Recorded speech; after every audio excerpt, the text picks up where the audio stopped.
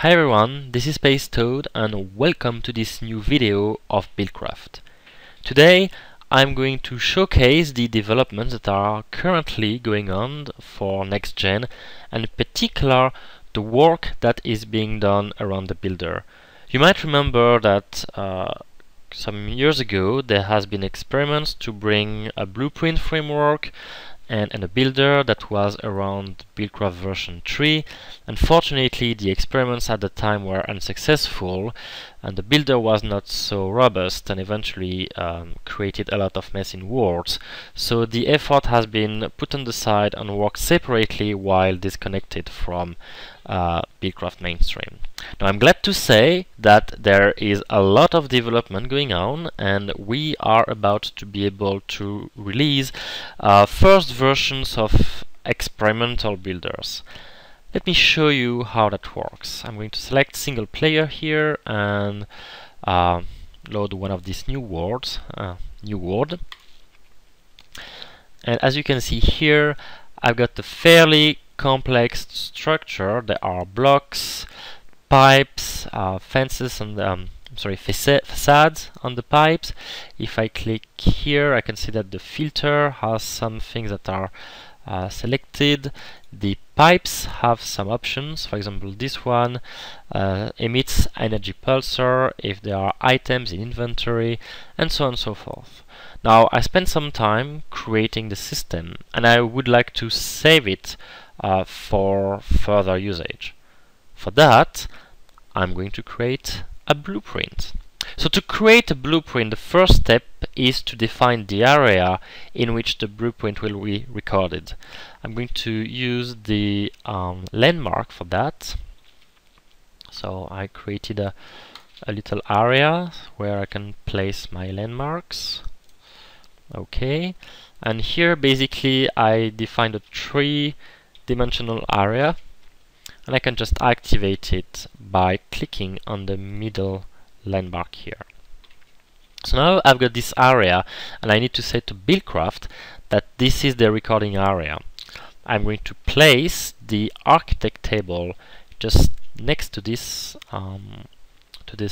landmark, for example, and this automatically creates this frame saying that indeed it's been recorded, and this frame is going to be capturing all the contents within the blueprint. If I right click on the architect table, I'm getting the good old architect table interface. I'm going to get a name for this one. Let's call it demo. And then I take a blueprint and place it on the left hand side, which will initiate the recording process.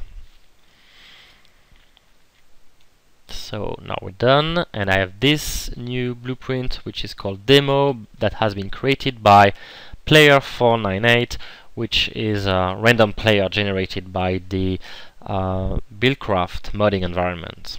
So I'm taking this with me, and now I'm going to be able to use this blueprint to replicate this thing somewhere else in the world.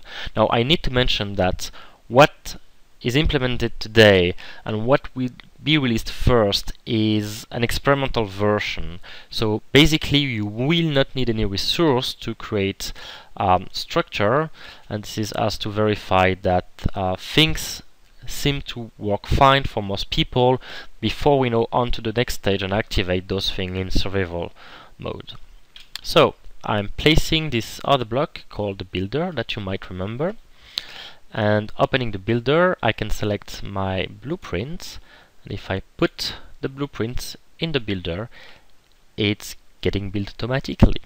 Now you may notice that there are some mistakes here, in particular rotation on the some of the items didn't work properly, so there are still some fixes to happen before releasing a first experimental alpha of this, but other than that it worked out pretty well. And actually, if I look inside filters or inside, sorry, it's not what I meant to do, or inside the gates, the information is still here. And sure enough, if I put some pieces of code here, you'll see that the behavior that I'm expecting will work properly. This Gate is reacting, extracting the coal from the chest. The coal is being sent to the right location to be used as a smelting object here in the furnace.